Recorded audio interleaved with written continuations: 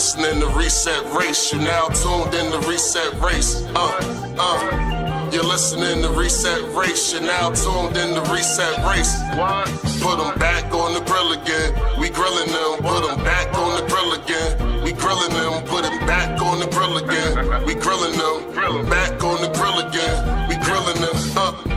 You're listening to Reset Race. Adults need reparations to make America great. You're tuned in to Reset Race. We no longer starving while others eat off our plate. No. You're listening to Reset Race. We focused on our justice claim. We know what is at stake. You're tuned in to Reset Race. You'll find out who really about justice and really who fake. Lineage go back to US Southern plantations. Lineage, Jim Crow and mass incarceration. Redlining lynchings, we are old from this nation. You're not about justice if you ain't for reparations. MG the wise one, cousin mother intellectual. Samantha bringing fire, anti-black, we pressing you. No permanent friends and no permanent enemies. The backbone of the country, the win, you need our energy. Go on, see? Listening to Reset Race. You now tuned in to Reset Race. You're listening to Reset Race. You're now tuned in to Reset Race. Put them back on the grill again. We grilling them. Put them back on the grill again. We grilling them. Put them back on the grill again. We grilling them. Back on the grill again. We grilling them. You're listening to Reset Race. Adults need reparations to make America great.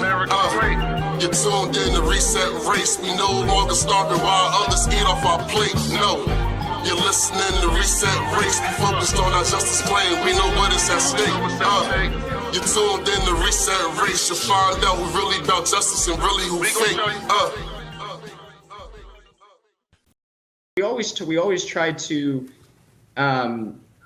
posit the worst victim narrative that we could, and you just did for Black Americans, but I could do the same for Asian Americans. Well, no! That's exactly accurate.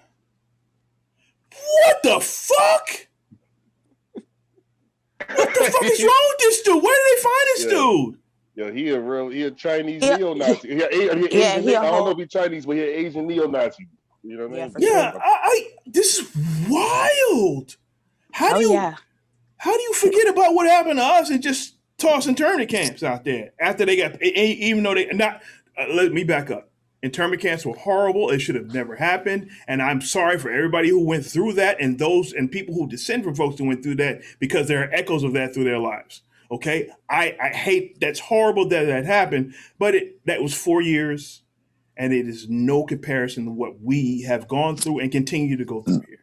It's not even close.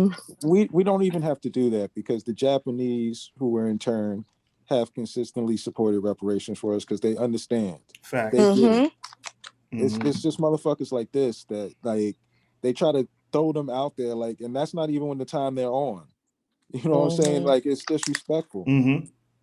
Like, this is kind of the same thing. Like when we say, like, just because you're Black, if you're not of our lineage, you don't get to speak for us. Like, because you do shit like this. Yeah, when it doesn't affect you, absolutely. And it's important to note that something that Mud pointed out in one of his Bitter Dose episodes was there are right wingers out there paying folks that are quote unquote iconoclasts. That's the term that Adolph Reed used, but they're paying folks from other sides of the political spectrum to write articles, book reviews, and maybe even books. I don't know if this guy falls into that space, but right wingers are out here paying folks across the political spectrum to shit on us. So just want to put that out there, because the right wing is famous, absolutely famous. You may not know this, but this is one of their tactics they use. Somebody will write a book that agrees with them, and somebody with some money will go buy cases of these books, stick it in a warehouse somewhere to make it a bestseller. All right? So think about that as we go forward. All right, let's go. I'm sorry. Anybody else got anything? I'm sorry. No, I want to play. Go ahead. Did you have something, John? Yeah, because like I think he said he was Vietnamese, right? He's from Vietnam. That's what he said. He didn't say he was Vietnamese. He said that the Vietnamese came here, and that in one generation they had high college degrees and blah, blah, blah, blah, blah. Well, But let's talk about why the Vietnamese were money. here, right? They helped us. A lot of them came here as refugees because they helped us during the Vietnam War, and they would have been killed if they stayed where they were. So they got a little lift up, a little help when they hit the ground here. So let's be real about that. Nothing against them. That's just how it happened. And so I wish I wish I could find that Ali video where he was talking about how a Vietnamese person had more rights than he did in this country, that his people had been here for centuries. So Ali was talking about that during the time when they were coming here. So like, come on. Mm-hmm. For real. Like we've been here, done that. So just so y'all can see that this is not new with these people. The most hostile to Negroes than most other Americans. Yeah. I'm not sure. Part of it's a certain dislike for the civil rights movement, because the people that have worked for the civil rights are saying, the government, you know, give us training, give us this and that, and so we can become like you. And the Orientals take a great deal of pride saying, you know, we had San Francisco and we had riots too, but we made it on our own. You know, why the hell are you taxing us and using our tax money to raise you up when we could do it ourselves? The reaction against Negroes is very, very strong. I'm not sure. All right, I'm trying to pause it. Okay, that was it. So we can go a little bit further on this video because the dude is going to bring up this riot. And then when the dude brings up the riot, I'm going to pause it. And I'm actually going to show y'all when this riot is that they keep talking about. At least when the dude brought the riot in the 60s, it was closer, but it was still like 90 years before that. But let's keep going. Give or take. All right, just a second, Sam. I gotta say this for the audience. The level of research that Sam and Mud do for this show is astonishing. All right. So please thank them whenever you see them on social media or wherever you are with them, because they add context to this that a lot of people aren't. Thank you. That's it. Thank you, Sam. But you know what the gag is? Me and Mud be finding this shit like quick. Like Mud actually had the one of the things I'm going to use on hand, but most of this I pulled together in the last 2 hours in time for the show. Like this really isn't hard for me.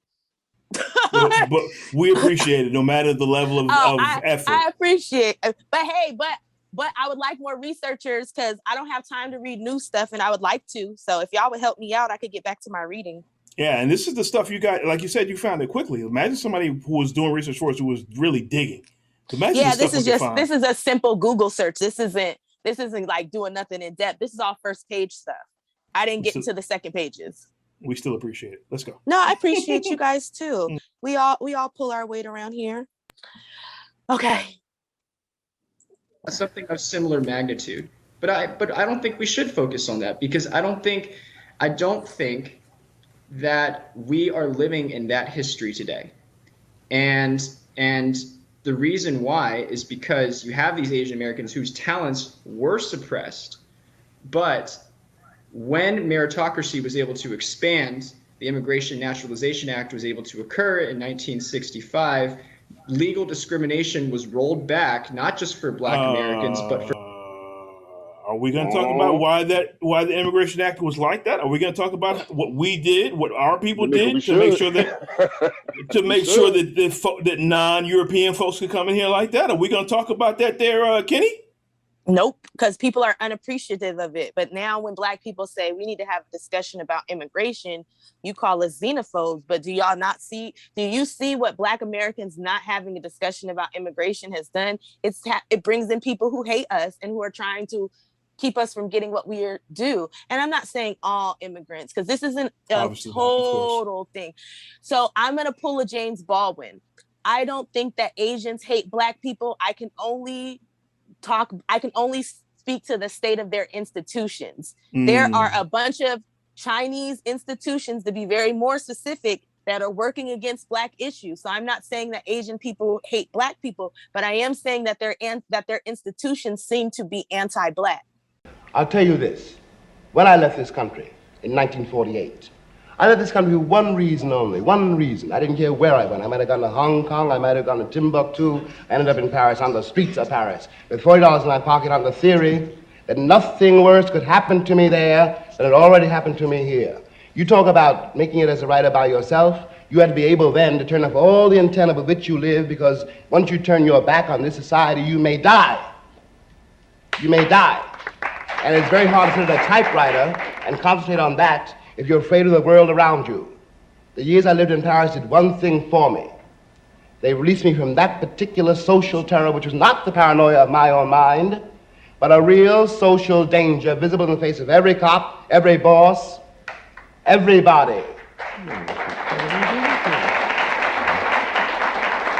I don't know what most white people in this country feel, but I can only include what they feel from the state of their institutions. I don't know if white Christians hate Negroes or not, but I know that we have a Christian church which is white and a Christian church which is black. I know, as Malcolm X once put it, that the most segregated hour in American life is high noon on Sunday. That says a great deal for me about a Christian nation. It means that I can't afford to trust most white Christians and certainly cannot trust the Christian church.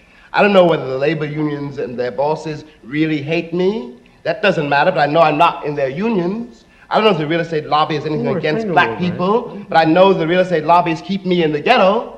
I don't know if the Board of Education hates black people, but I know the textbooks they give my children to read and the schools that we have to go to. Now, this is the evidence. You want me to make an act of faith, risking myself, my wife, my woman, my sister, my children, on some idealism which you assure me exists in America, which I have never seen.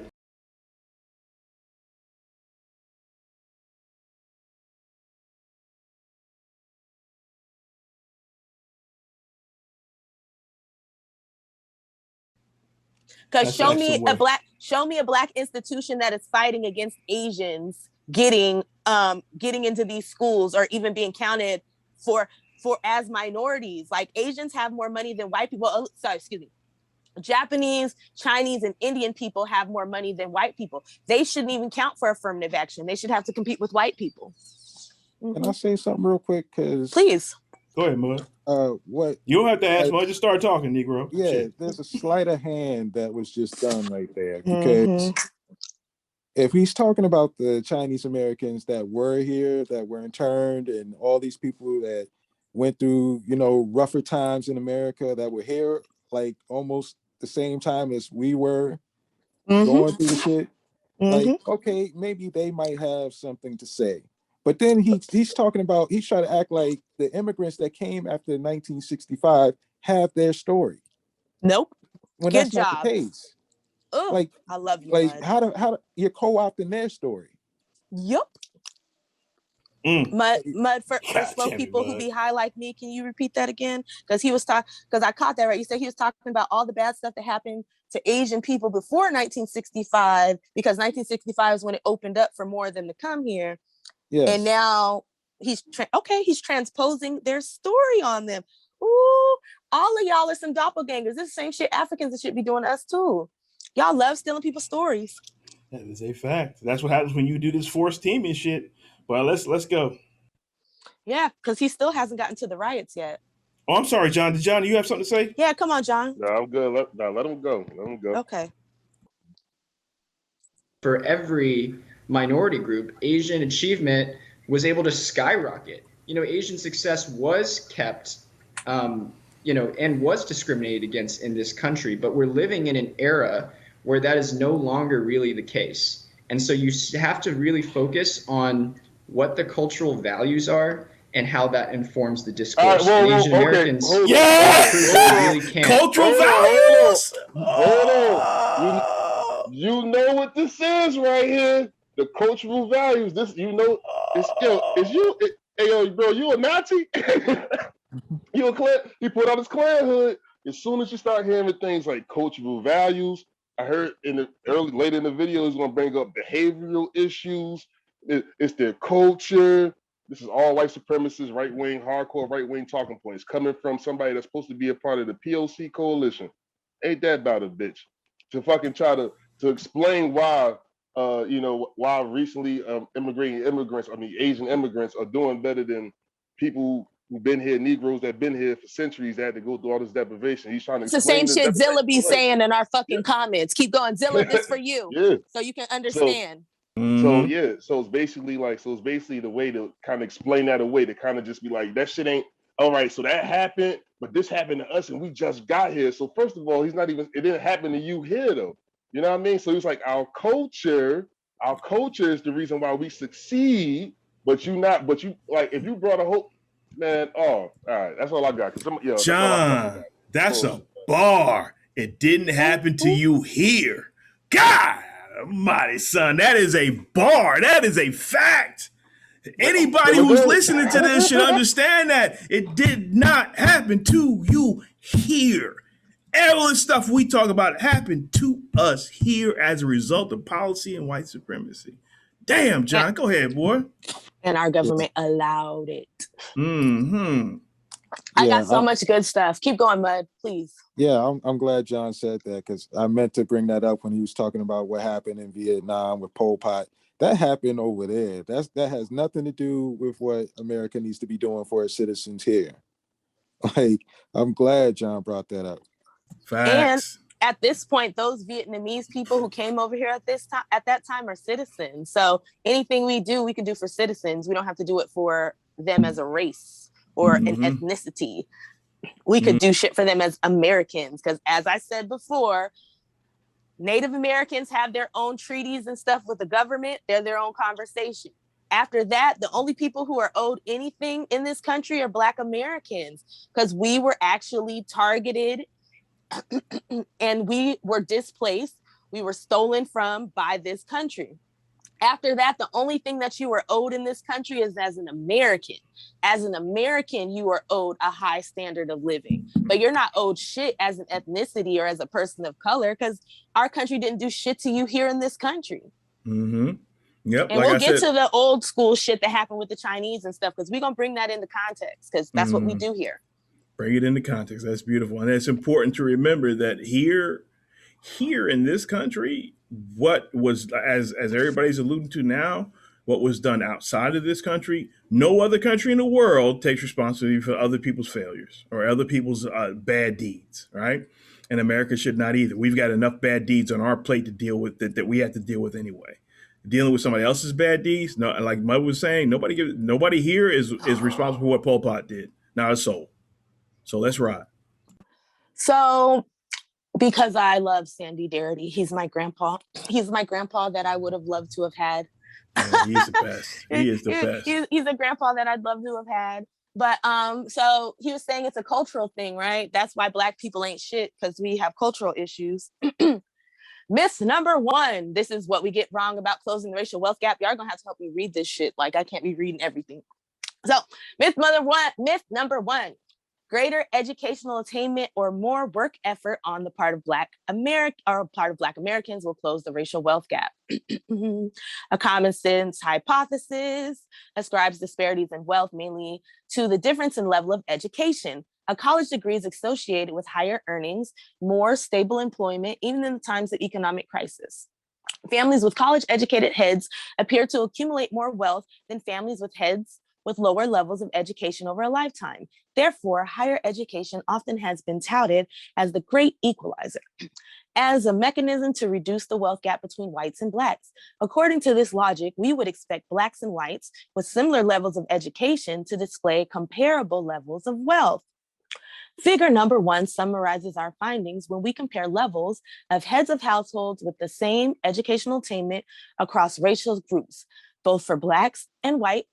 Median household wealth increases as the head of household obtains higher levels of education. However, it is apparent that for Blacks, getting a college degree or a graduate degree is far from sufficient to close the wealth gap. Is it because they're Black? Sorry, I'm not going to read all this. So let's just look at the chart. So white people get a post-college degree. They have $455,212 worth of wealth. This is net worth. Yep. So this is wealth, not income. Black folks, 141, 15, college, 268, 70,000, some college, 135. See how low our some college is? 18,200. Look at high school for whites, 118,580 compared to our a little under 7,000. Less than high school, whites still have 82,968, and we have a measly $2,000. So when he says that Black people don't work hard and we don't have a good work ethic, this racist doesn't know what he's talking about. Y'all want to comment on this? Because all of us have read this study before. I read the study, but it's staggering. Y'all can download it. Sorry, I asked and then I cut you off and forgive me. But y'all can download this. Just Google what we get wrong about closing the racial wealth gap. You can download the study. Now, please go ahead, MG. I'm sorry for cutting you off. Yeah, I don't know how many times I've read this study or even looked at the charts. This is staggering no matter how you look at it, right? People can say that we got here because we, like John stated, that we because of these cultural issues that we have in the Black community, right? All this other stuff that doesn't account for or add context from the situation which most Black folks live in based on policy and practice here in the United States, right? When you pull that stuff out of context, it sounds wild, but it is what it is. John, what you got, man? Yeah, this shit is wild. It's wild. Like that still is crazy to see the fact that people always say in our community, especially the older heads, be like, yo, you get your education, keep your head down. See that? That's the right wing talking about. I seen this on PragerU. Like basically he's talking to Black people when Bishop Carroll was like, all you gotta do is not have kids before you marry, graduate high school, get a job, and you could get the middle class dream. I don't have kids and I'm not married. I graduated high school. I got a job. I'm doing all right, but not really all right though. You know what I'm saying? But I'm not saying like, you know what I mean? But I'm just saying they're acting like that's the three main keys. If all Black people across the country did this, somehow we'll all be living upper middle class. And you know what I mean? Like it's bullshit. Like, you know what I'm saying? I understand if it's immigrants that come to this country, I could say it was different ethnic groups in this country and we was all chattel slaves. The Chinese were chattel slaves, we was chattel slaves, all went through Jim Crow. Then once Jim Crow was over, and then the meritocracy, quote unquote, and then they started getting above us, then you could come at me with this other shit. But that didn't happen. Like, it didn't happen. You know what I mean? When you immigrate from another country and you flee another country, you kind of leaving that. It's a new start. We never got a new fresh start. You know, so the mentality is different. I mean, you got to just put that into some real perspective, though. You know what I'm saying? Like, that's all I'm saying. I'm not making no motherfucker. We work hard. We some bootstrapping motherfuckers, man. There's people on Instagram right now that live in the hood trying to say, I got a catering business, selling plates on the gram. They should have restaurants. Them Black folks should have restaurants, man. Because they food be bomb. Emulating successful minorities will close the racial wealth gap. Ooh, that's a big one right there. Okay, here we go. In a recent book by legal scholar Amy Chua and Jed Rubenfeld in 2013, a longtime trope reemerged. According to Chua and Rubenfeld, the reason why certain ethnic or cultural groups, as they call them, achieve relatively high levels of economic success compared to others. Sorry, folks. Hold on. Oh. A big old monster came in. Yeah, sorry about that. Go ahead. I'm laughing. Yeah. Okay. So, where was I? Oh, I'll start from here. Or cultural groups, as they call them, achieve relatively high levels of economic success compared to others. Read Blacks, most Latinos, and Native Americans. Is a result of superior group traits not possessed by others, using circumstantial or other evidence to including comparative household income and occupational status across particular social groups. The argument rehashes a now half-century old culture of poverty theory posited by Lewis in 1966. Okay, that's on page 37. So if y'all want to jump in there, this theory has applied holds that self-sabotaging group to individual level values learned under conditions concentrated poverty are recycled intergenerationally and can constitute a barrier toward favorable economic outcomes.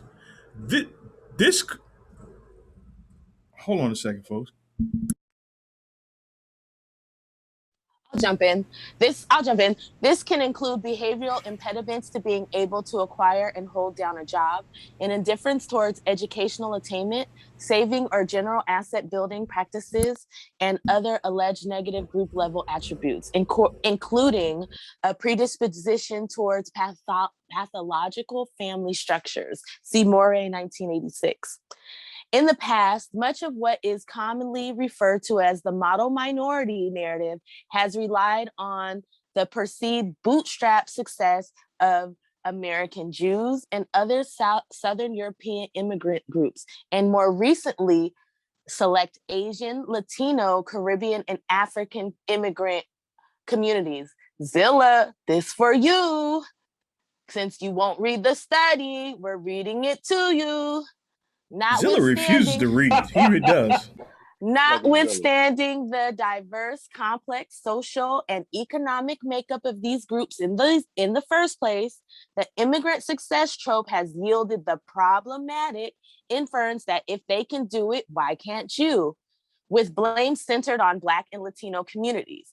The contemporary claim that if they only acted right perpetuates the myth that by emulating successful minorities, subaltern groups can close the racial wealth gap by their own unilateral efforts. Forgive me, y'all. Jesus. Whew, let me slide this on up. Take the Cuban American and Korean communities, for example, which, if we examine these groups using income alone, appear to provide, was that a prima facie evidence for the immigrant success trope. But the lateral mobility hypothesis, Darity, 1989, argues that the relative social position held by the majority of adult immigrants in their country of origin will be regained by their children. In short, so-called successful immigrant groups actually retreat a comparable class position as the one they held in their country of origin. Does that mean a lot of y'all come over here with money? Their pre-migration capital, whether embodied in their education and training or their financial resources, is critical in the determining their outcomes in the United States. I want to put a pin in that because it said whether embodied in their education and training or financial resources. So a lot of people say, I came over here with nothing, but they came over here with college degrees. So let me see. Let me click. And I've said it before, education is currency. It is absolutely currency. Mm-hmm. And yo, and all these people that came over here with nothing, where they long ass homeless story at? Because if you came over here with nothing, your ass should have been homeless for at least a couple of years. Like, I mean, like that's a good point, John. I'm sorry though. Like, I've never heard like you came over here with nothing. We was homeless, living under the dirt. If you came over here with nothing in America, you'll be homeless for real. Like for real. Like I really don't hear them at the shelter or nothing like that.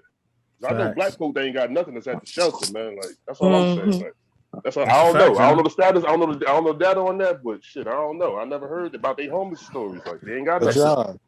John, even adding on, they talk about having a language barrier, so they can't even communicate, and they don't have how the fuck. I don't know. I don't fucking Where you get your meals from? Like it never makes any fucking sense when they say this shit.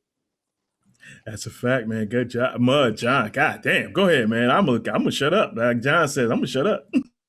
No, I'm taking a nap, man. I'm taking a nap. That ain't me. MG, no, you take a nap when you get off the show. I take naps on the show. That's what I do. No, I love John. John's hilarious. MG, can you read the part, the bold lettering into the highlighting? Yeah, I can do. I will give it a shot. And again, folks, please be kind to me because reading out loud is a skill. I know I said it before. I'm gonna say it again. Okay, here we go. Thank you, Sam. More than half of Asians ages 25 and older, which is 54% of that population, have a bachelor's degree or more education compared to 33% of the U.S. population. The U.S. population, that means everybody here already in the same age range. Similar shares of U.S. born, 55%, and foreign born Asians, 54%, have earned a college degree. Both figures are substantially higher than their share of U.S. born people and the U.S. immigrants with college degrees, which is 32%. Much like economic trends within the U.S. Asian population, there are wide disparities among origin groups. Sam, let me touch on that a little bit, Can right? you finish? Can you just finish reading the bottom of it because it gets into the Indians too? Just finish that little paragraph. Yeah, that's important. You're right. And then say what you had to say. That's part of what I want to say. Thank you. Indians, meaning folks from India, age 25 and older, have the highest level of educational attainment among U.S. Asians, with 75% holding a bachelor's degree or more in 2019. Bhutanese, people from Bhutan, adults are the least likely Asian origin group to have a college degree, which is 15%, which is closer to us. So let's kind of examine this, right? China's they don't say it here, but China's the one with the highest education levels, right? So those of you, I'm going to give you lefties a bone here, right? A lot of these societies that were communist believed in free or close to free quality education. There's communists and socialists, right? All right. And that's part of why these folks are so far ahead, right? Other than, our standard race and ethnicity fuckery that we do here in the United States. So a lot of folks get 3 K through 16 educations, right? And sometimes even further. A free K through 16 education changes absolutely everything. So let's keep that in mind. So they come here and their family did not have to pay for those educations. Some of them went to higher level colleges and universities in their countries, which you would have to pay extra for. But even then, right? I lived in Europe for a long time. In Germany, if you had to pay $500 for a higher level degree or a higher level education like postgrad, if you had to pay like 500 euros at the time, that was like, oh my God, that was staggering, right? So we have to be aware of these things as we spend so much energy putting Black folks down, right? I don't remember the numbers on the average cost per quarter hour or semester hour in the United States, but it is staggering compared to the rest of the world. So we need to keep those things in mind. All right, that's all I got. Go ahead, Sam. Oh, you want to read this too? Furthermore. Yeah, if you don't mind, go ahead because I'm making myself a little coffee. So yeah, and I'll pick up. Okay. So yeah, you read this page and then I'll read the next page because I want to get through this whole little part because people need to read these studies and so let's rock. Again, this is what we get wrong about closing the racial wealth gap at Duke University, right? Here we go. Furthermore, again, please be patient with my non-reading ass. Furthermore, this does not take into direct account other structural factors and national policies. Oh, there we go. That's what I was just talking about, including the selectivity of documented immigration, which favors more skilled immigrant groups, and any support provided provided for particular immigrant groups by the state, which we just talked about with the Koreans. For example, while favorable class position and predominantly white phenotype of the initial 1960s arrivals from Cuba has been well documented. There's less attention paid to the role of the Cuban refugee program. And by 1994, the program had invested more than $1 billion. $1 billion in 1994 is a lot of goddamn money. In successful integration of community through resettlement resources, housing and education, training, and other programs. That goes back to what Mud and John said. That's from Masood Polito, 1995, and Warren and Twine in 1997.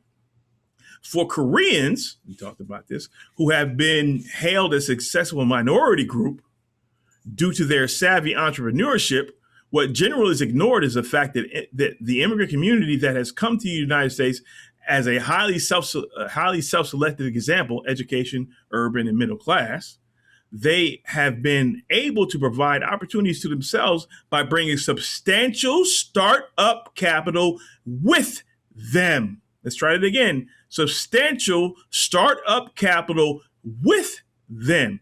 See Yoon in 1996 and Bates in 1997.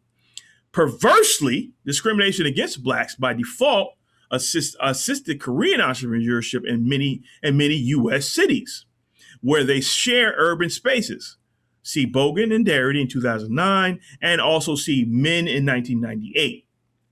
In addition, as Tamar Nopper, N-O-P-P-R, in 2010 notes, institutions played a role in their perceived group-based success, while their own exposure to discrimination in America's labor markets has played a role in leading to Korean over concentration in self-employment. The role of government agencies is actively supporting Korean business development is disregarded far too often. Can you lift it up, Sam? Sorry for my reading again, folks. You want to take them here, or you want me to finish this paragraph? If you can read a little bit more, please, and then I'll jump back in. I'll jump back in where it says data from 2013. Okay, all right. If we look at groups based upon wealth position instead of their income, it is even more apparent that if they only acted right narrative falls flat on its face. For instance, if you apply the embedded belief in immigrant success trope that the wealth gap is due to largely blacks not valuing education, in two recent reports, these are the names of the reports. So remember this, folks. The name of this first report is Bootstraps Are for Black Kids. In 2015, do your Googles, Google Smoogle. Again, Bootstraps Are for Black Kids by NAM by NAM, N-A-M. That's one of the people that did the study in 2015. And another critical study for what we do, Umbrellas Don't Make It Rain, Hamilton et al. In 2015. Again, Umbrellas Don't Make It Rain, Google Schmoogle. The authors consistently found, as noted above, under myth number 1, that Black families hold a long-standing commitment toward their children's education. Black families attempt to exercise their commitment despite having considerably less income and wealth to draw upon than whites. Oh, that's so important. You guys want to say anything before I keep reading? I'd like to say something, Sam. Please do. People need to read this study again. What we get wrong about closing the racial wealth gap, it will absolutely change everything you think about how Black folks got to where they are, and conversely, how white folks got to where they are. Okay, policy and practice is everything. Go ahead, Sam. Alrighty, let's rock it out. Cool. Okay. Boom. So you were down to data from 2013.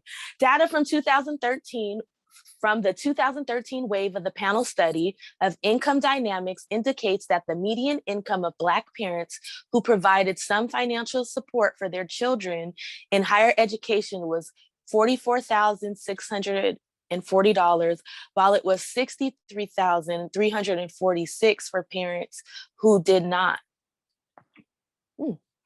The discrepancy was even more pronounced for wealth.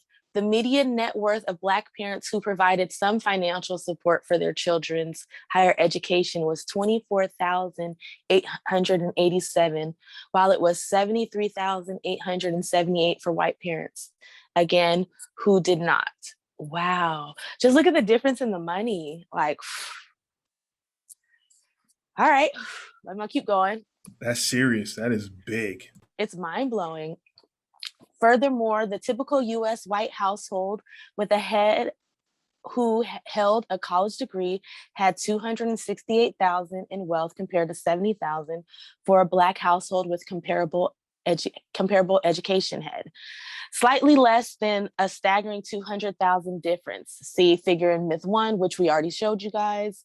White households with heads who reported having completed some college, did not finish their degrees, still possess substantially more wealth than the typical Black household with the head who finished a college degree. So for all of y'all who talk about free college, I'm not against free college. I think every American should be educated and be ready to help us fight what's going to come forward with climate change, but that shouldn't be Black people's reparations. That should be something that we do for all Americans because we want an intelligent citizenry, right? That's it. So I feel like y'all just kind of have to read the rest of this, but it breaks down the whole thing, like how all of this is just a big concoction. Like the people who say that they're getting nothing, like they're getting handouts, and we'll get into that going further. But let me go back to the Hill video. Y'all still gonna be mad. We less than 5 minutes in.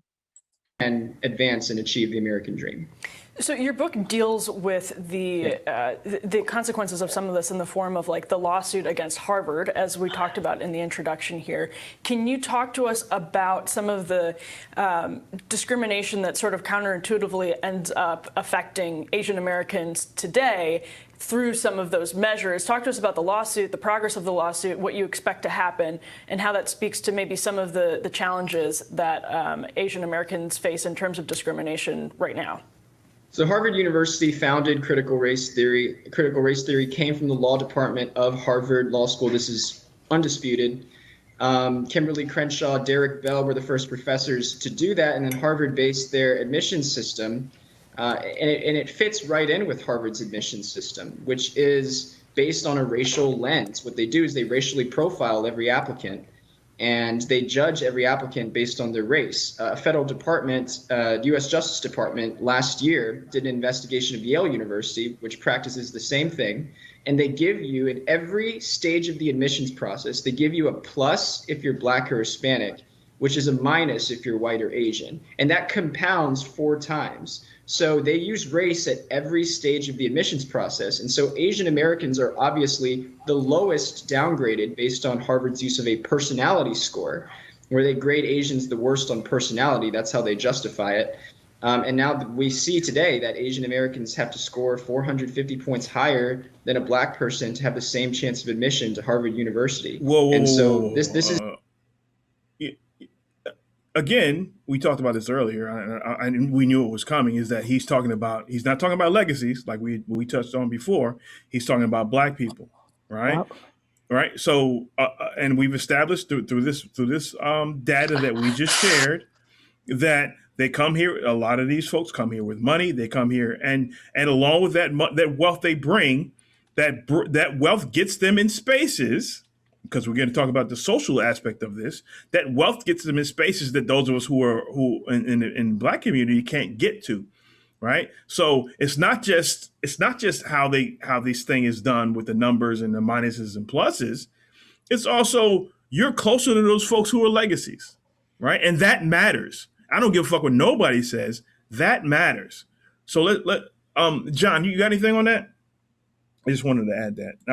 I'm putting you on the spot, John. I mean, that was just in my head. I'm like, oh, my bad, bro. My brain hurt. You know how I but no, I guess it's yeah, exactly. Like, you punching down. Like, be honest with you, the reason they want them to score so much higher because at the regular rate, the Asians was really coming in, and white people was mad. Black people never was mad. He was like, all right, whatever, like. But no, what his whole thing is that, like, yo, real talk. Now they trying to say that based off this little score system they got at Harvard, that whatever the fuck he's talking about. This is white supremacy shit. But at the end of the day, it's like he's punching down. You know what I mean? Like, he's like, don't give Negroes nothing, because the reason why they're making it harder for me to get in this school is because of these damn Negroes and some brown, the Latinos a little bit, but mostly because of the Negroes. Like, when it's really them white folks that don't want you to come to their fucking school no more. You need to go deal with them. That's what I'm saying. You need to go deal with, get them, straighten them out.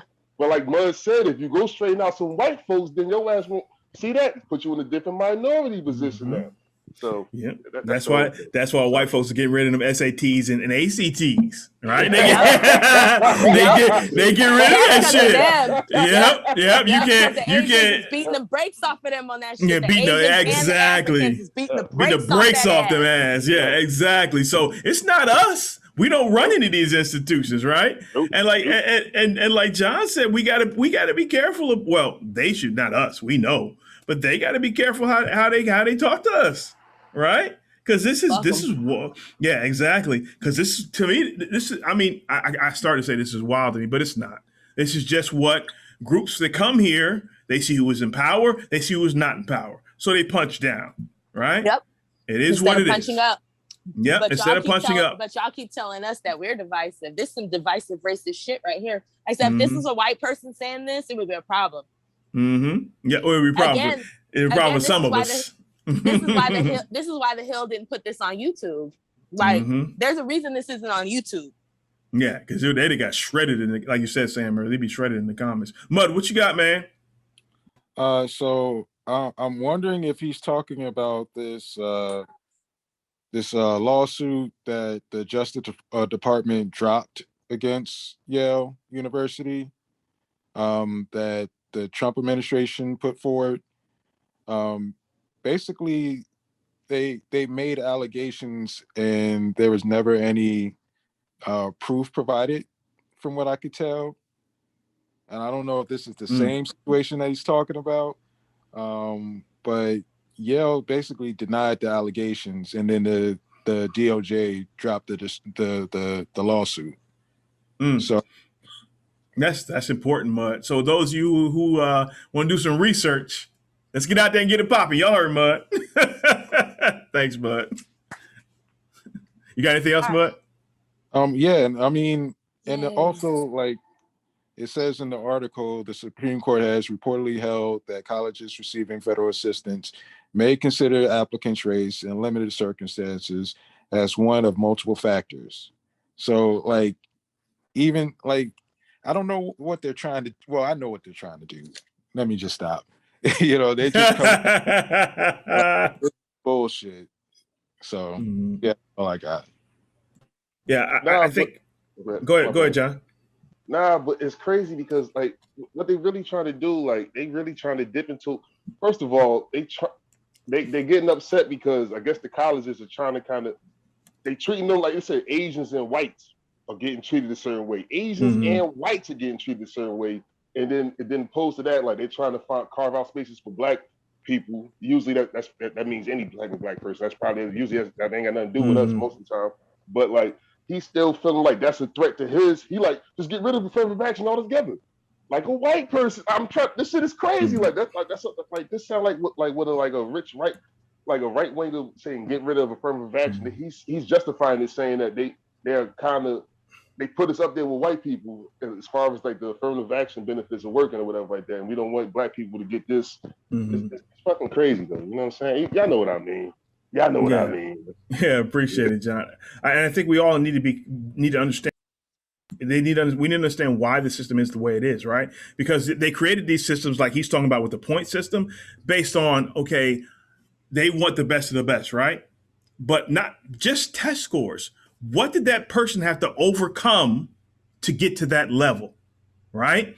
Did they live in a one-room shack and still get it done and get to and still get high test scores, or did they live in the projects with all kinds of violence and crime going on around them and still overcame these things to get where they are?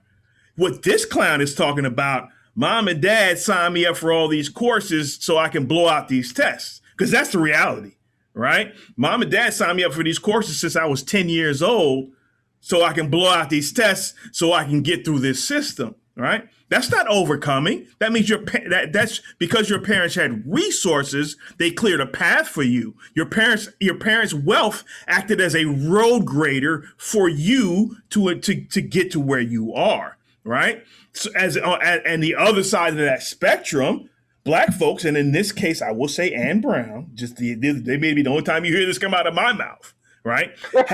Have massive amounts of things to overcome. Right? We're talking hunger. We're talking food insecurity, poverty, homelessness. Right? Sorry, I want to push back on the brown because brown people don't exist. Let's say Latinos, because Indians are brown and they got more money than white people. Yeah. Okay. That's fair, Sam. That's fair. So let's say black and Latino. Thank you, Sam. That's just good. And of course, that's not all on either side. Have to deal with homelessness, joblessness, food insecurity. Now, if I scored the same on, for instance, if I went through all that and scored the same on the SATs or close to, even in the universe of what this Asian kid who went through all that shit went through and still got close to the same score, that means I'm a better prospect, right? That is the reality. It's about how you overcome your circumstances. But this guy on a glide path wants to talk about how superior he is. Again, fuck you, Kenny Wu. Come see me. All right, that's all I got. Go ahead, let's go. Listening to Reset Race, you're now tuned in to Reset Race. You're listening to Reset Race. You're now tuned in to Reset Race. What? Put them back on the grill again. We grilling them. Put them back on the grill again. We grilling them. Put them back on the grill again. We grilling them. Back on the grill again. We grilling them. You're listening to Reset Race. ADOS need reparations to make America great.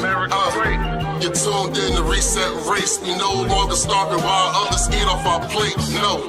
You're listening to Reset Race. We focused on our justice claim. We know what is at stake.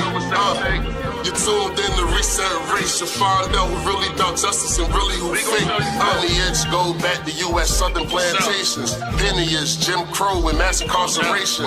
Redlining lynchings. We are old from this nation. You're not about justice if you ain't for reparations. MG the wise one. Cousin mother intellectual. Samantha bringing fire.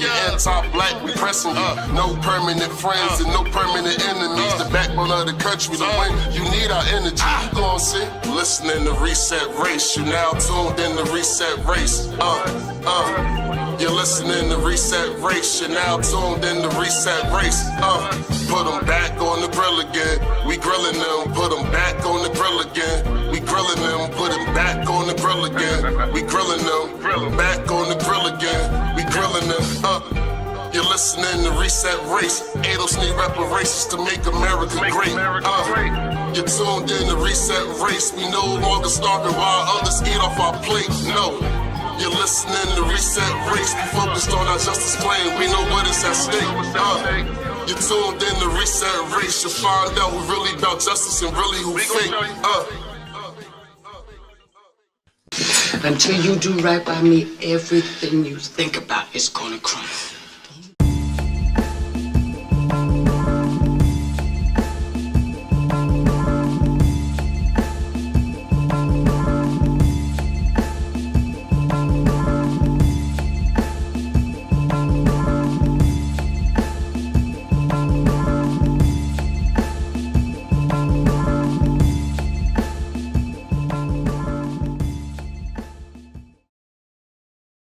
Negroes should do whatever is necessary to bring about a complete solution to their problem.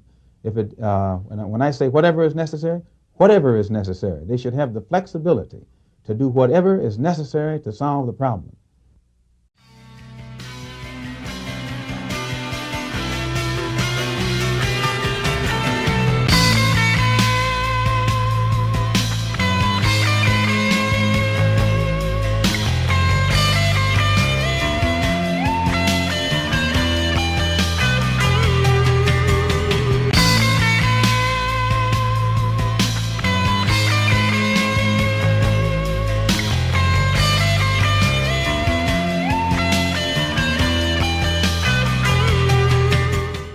For a period of nearly 80 years, between the Civil War and World War II, black Southerners were no longer slaves, but they were not yet free. In one of the most shameful and little-known chapters of American history, generations of black Southerners were forced to labor against their will.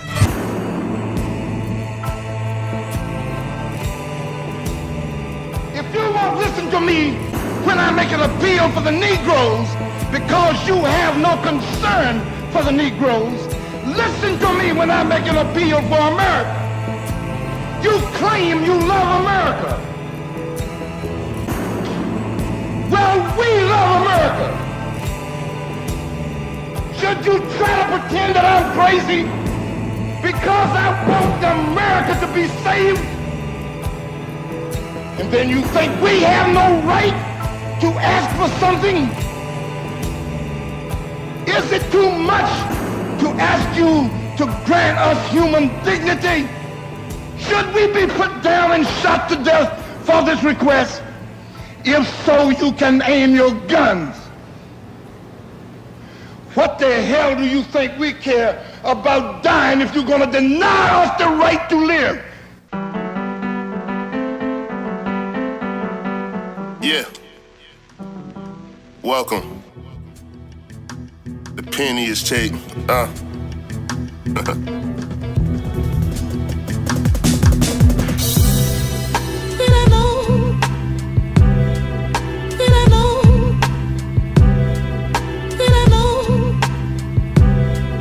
Did I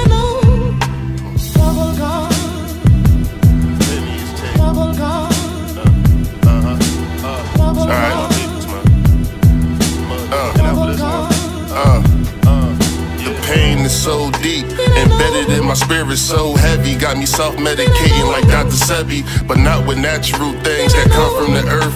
Man tampered with the substance or had false sins above it, so I'm drinking, drugging, thinking how will I survive in the land where my ancestors worked till they died. They looking down on my people, I'm never surprised. We accepted non-acceptance, they claim we made the divide.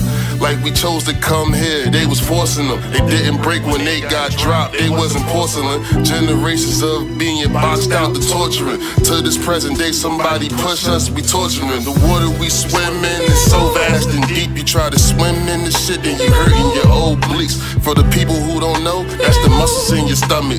Cause off the trip alone, we all should have been gone. Where your grandparents from, the life your great granny led. I gotta ask the hard questions, cause Alex Trebek dead. If you're ahead, why is your ethnic group successful in America above Negroes? You think you're special? Take your whole ethnic group and place them in our shoes. Would they even survive? Would you even be alive? I mean, we live on the soil that my ancestors toiled. Blood splattered on the leaves, dropped into the dirt, it gave nutrients to trees. On plantations we try to run from, got caught them same trees we swung from. I'm just trying to paint a picture clearer than before. Black people whose family was here before the Civil War, and still here every other war after. Legal chattel in the United States of America. And there's a simple way to break down my lineage with slavery, then Jim Crow, and in between was peonage. And in between was peonage. And we still living it.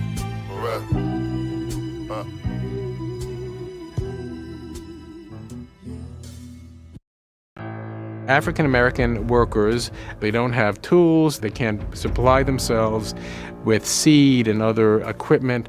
This is supplied by the landowner. And rather than being paid cash, they are paid a share of the crop. Each year you borrow money, and at the end of the year often you can't pay it back because the price of cotton is falling and what you get for your crop is not enough to actually pay off your debts. So instead of getting out of debt, they're falling further and further into debt each year. I was born in the late 1890s somewhere in Arkansas. There were no doctors, my parents were sharecroppers, and their parents born slaves, the land of the free. Hypocrisy of democracy was obvious to me, so I held since I was 6 on the same plantation that they brought my parents' grandparents to. How they gonna say that we free with no money, man? We ain't free. The sharecropping contract set up so we can't leave, and their parents signed it at the time so they can't read. Jim Crow was in my face, separation like why? My mama said how it is, I'm looking white folk eye. Then time goes by, I'm 16, and all I know is survival. It's set up for me to turn into chattel, but I'm starting to feel like a tiger. And one day I'm downtown, walking down the street, a white man is walking toward me in the gutters. How I greet this day I didn't move, I'm like, I won't forfeit shit, and now this cracker trying to hang me like a Christmas ornament. My parents found out, and they already seen how this goes. Use their lifesaver, got a ticket, nothing but my clothes. Now I'm on the color section on the train, all alone is how I feel. Chain gangs that's longer than cornfields. I get to the Midwest city of your choice, trying to find my mom's friend, but she poor, living in a tenement building, kids she got 10. I go to the dock, cause I heard that's a spot to go get a new job, but the whites won't let me rock, cause they won't let me join their union. What is they doing? Being immigrants with class solidarity's a lie. They hate Negroes too, they ain't trying to share their pie. Now I'm walking back home, and I passed a juke joint, seen a brother dressed cool, and it was on point and getting all the attention. I tell he was on some ball shit, he had a new car,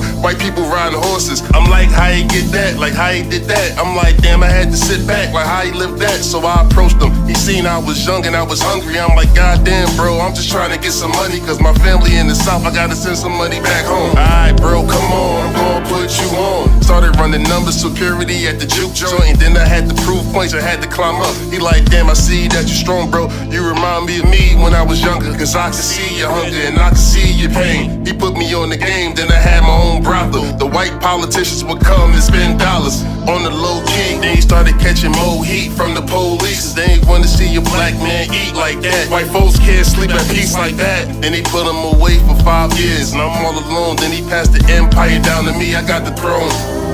Now what I'm gonna do to keep it strong? Peonage and involuntary servitude was created through the system of sharecropping. Negro is a term that was applied to us during slavery by the slave master.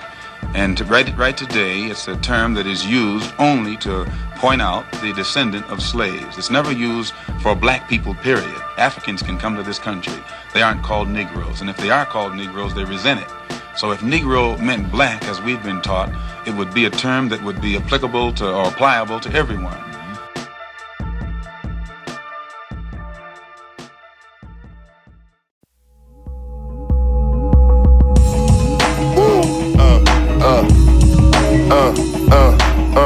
Every day we go through, feeling stuck like glue. It made me think about Fannie Lou.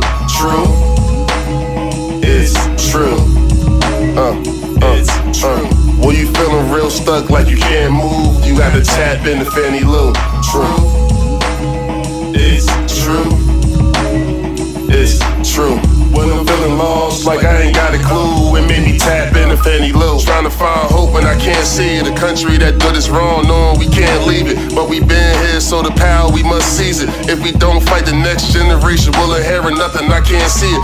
Ask your grandparents about what happened in the 50s. White middle class was growing in major cities. In lots of states, they couldn't even use the bathroom. Lots still worked the fields, never saw a classroom. Heard a Fannie Lou speech, felt the spirit through the tomb. Like a fetus feels a heartbeat in the mother's womb. Can't give up, cause we came too far. The road seems narrow, but we rise through the peril. They hoping that we perish and become an asterisk in the history books with all the things they took. My great-grandfather was a laborer. You think he was getting paid like his white neighbors was? Every day we go through, feeling stuck like glue. It made me think about Fannie Lou. True, it's true. It's true. Well, you feeling real stuck like you can't move. You gotta tap into Fannie Lou. True, it's true. It's true. When I'm feeling lost, like I ain't got a clue, it made me tap into Fannie Lou.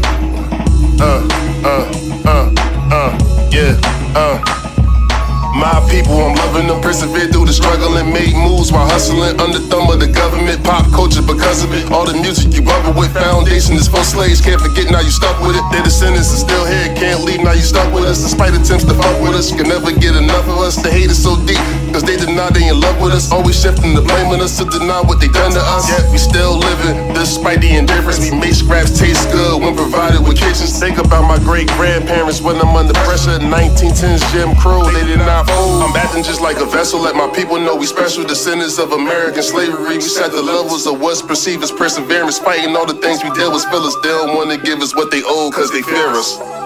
Damn, we ain't gonna do nothing. All we wanna do is just get what's old and be left alone. God damn. We out.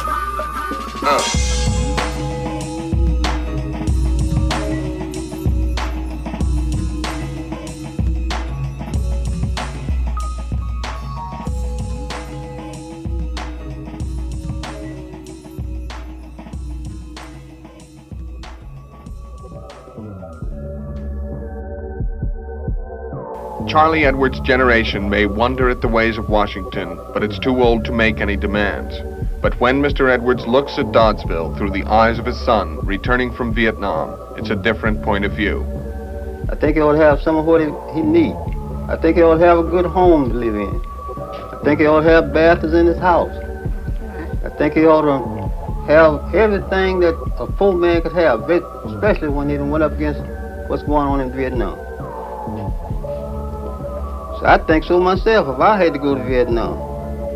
I think if I went and took all the punishment, and everything happened to me while I was in Vietnam, and then come back home and couldn't have a decent bed to lay down in, and not a decent job, I don't think I feel like ever going back no more for my country. I wouldn't feel like this for my country, not especially for my part of it, for me.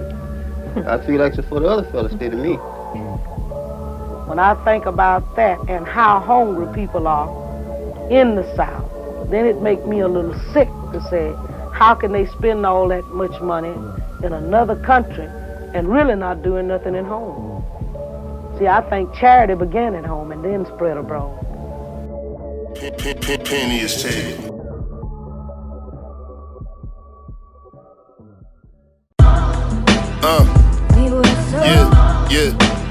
Well, let us work, let us work,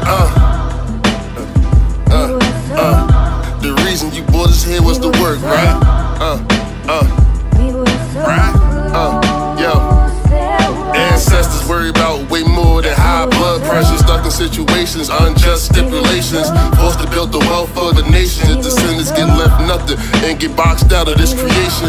Cousin Mud, you laced this beat, you know you my damn brother. And now I gotta hug this track like it's my grandmother.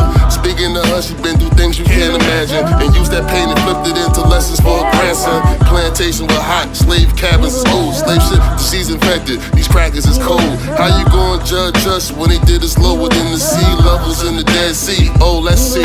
Man, you free a group of people and don't really give them freedom. Find a few, select out the bunch and go and feed them. Prop them up and say white supremacy's defeated, while upholding their systems to get it don't need a genius. People playing games when it come to reparations. It's only for descendants of slavery with cash payments. If anything I said you don't like and your feelings hurt, my people been through way worse. Shut up then, let us work. Yeah, let us work. If you moving the right way, do the work. The reason they brought us here was the work. They claim me lazy, but we ain't scared to work. Our resilience only showcased our brilliance. Lessons passed down that we adapted in the fields with. Fought for civil rights, we fought in every war, but we got no rewards, disproportionately poor. Any anti-black leftist is testing the nigga patience. Blatant class reduction, you need special education. Just the question I'm gonna ask: are all workers shadow slaves in America? They still shut the fuck up. And you too, shut the fuck up. These white shoes like plungers when they tallest get stuffed up. You know what? I'm not thinking now, I'ma let it go. Fuck Reagan, Bush, Obama, and Jim Crow Joe. Fuck Trump too, and fuck Andrew Johnson. They all did nothing for us, or they expanded our problems. We trying to close the wealth gap, yeah, that's the target. And rise our people up like sea levels in the Arctic. Black people burn the city, it's a race riot. Angry whites do the same and it's an uprising. Reparations is the first step to try to heal the hurt. Y'all know why y'all bought his head, now shut up now, let us work.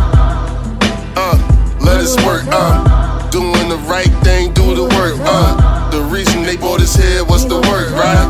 But they don't wanna give us any work, right? Then let us work, the reason you bought us here was the work, penny is cheap.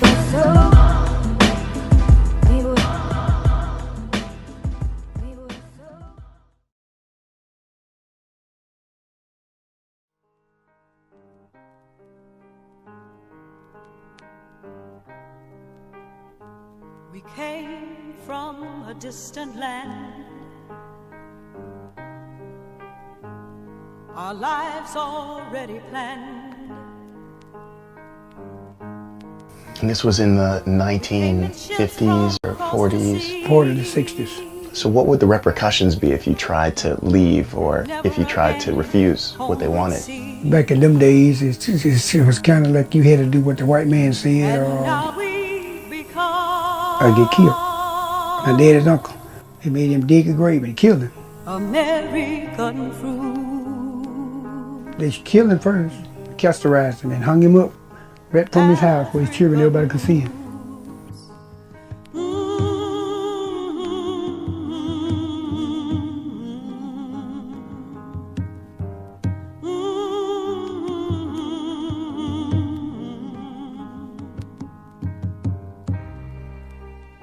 Our master saw we worked from morn till night. Ain't it sad to see we're just surviving in a garden where there should be room to grow? Yeah. Fucked up, baby. Ain't it sad to see we're just surviving Penny is cheap. in a garden where there should be room Just take them home. Black America, it seems they hate us more than the terrorists. All these mind games so stressful, gotta see therapists. Living in conditions due to our social position, but things would be different if white people were switched in. They gon' say I'm crying victim, do it by yourself. But victims never speak, that's why they see him as weak. And they see us as a threat, coming to collect like loan sharks, cause they know they owe a debt. A lot of Negroes slip through the cracks, go ahead and ball, but our collective wealth is small. That's why it's no parachute that opens when you fall. A lot of Negroes that fell is now working at the mall or some shit like that. Have you ever been to American ghettos, seen blacks living in rebel churches everywhere surrounded by devils? And it make you wanna scream like a kettle when the water's too hot. We need better jobs, not more cops. Before COVID, they been had it's under quarantine. This redlining costs us not to spread like we was some disease.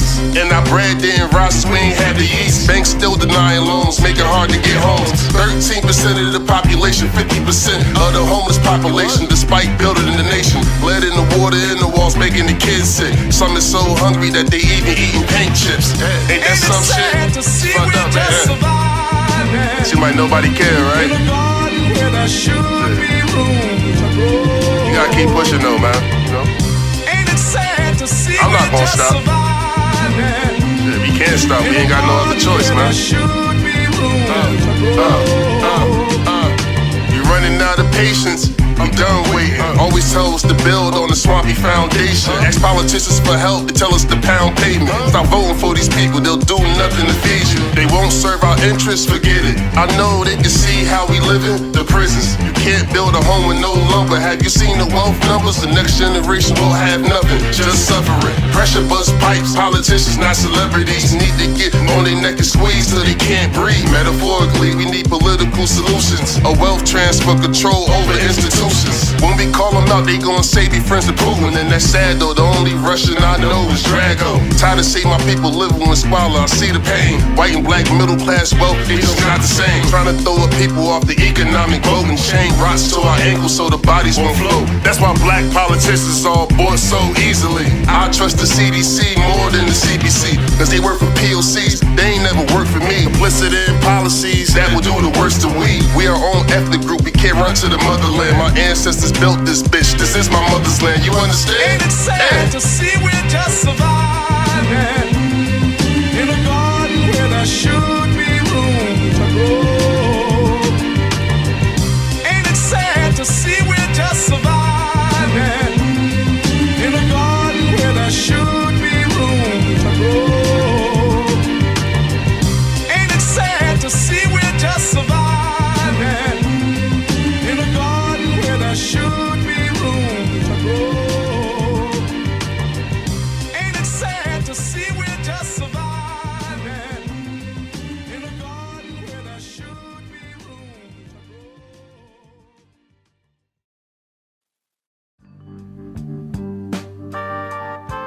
At first, I wanted to be white, because my family was 20 of us, 6 girls and 14 boys.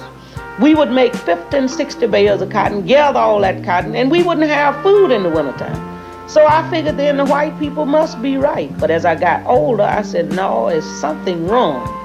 And if I ever get a chance, I'm going to do something about it. I'm thinking about in terms of a better and a greater world for all people. And we can't do that by me in one corner doing what I can do to hurt you and you in the other corner doing the same thing against me.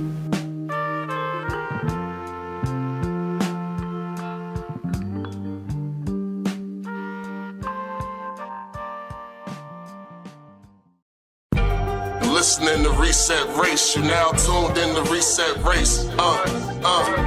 You're listening to Reset Race, you're now tuned in to Reset Race.